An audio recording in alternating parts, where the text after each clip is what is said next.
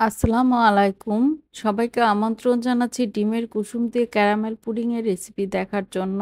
অনেক সময় পরিবারে বয়স্ক লোকেরা ডিমের কুসুম খায় না। তখন ফ্রিজে ডিমের কুসুমগুলো জমিয়ে আপনারা এই পুডিংটা বানিয়ে নিতে পারেন। প্রথমে একটা হাঁড়িতে নিয়ে নিচ্ছি ১ কাপ লিকুইড দুধ। এর মধ্যে দিয়ে দিচ্ছি ১/২ কাপ চিনি।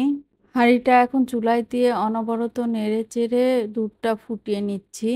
দুধ যখন ভালোভাবে ফুটে উঠেছে তখন চুলা থেকে নামিয়ে ঠান্ডা করে নিচ্ছি। দুধটা এখন হালকা গরম অবস্থায় আছে। এখন দিয়ে দিচ্ছি 1/4 কাপ গুঁড়ো দুধ।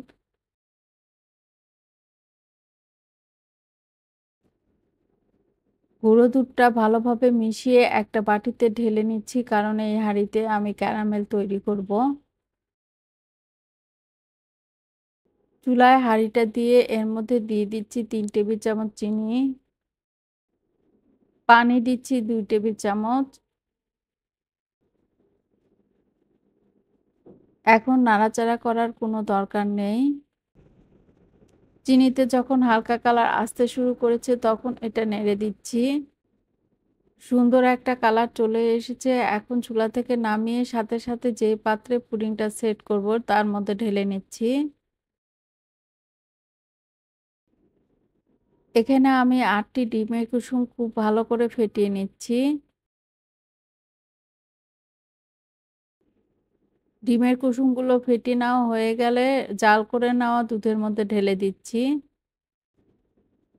দুধের সাথে কুসুম খুব ভালো করে মিশিয়ে নিচ্ছি।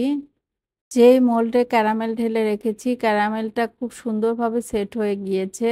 এখন এই মোল্ডের উপরে একটা ছাঁকনি রেখে দুধের সমস্ত মিশ্রণ এর মধ্যে ঢেলে দিচ্ছি। এভাবে ছেঁকে নিলে পুডিংটা অনেক মসৃণ হয়।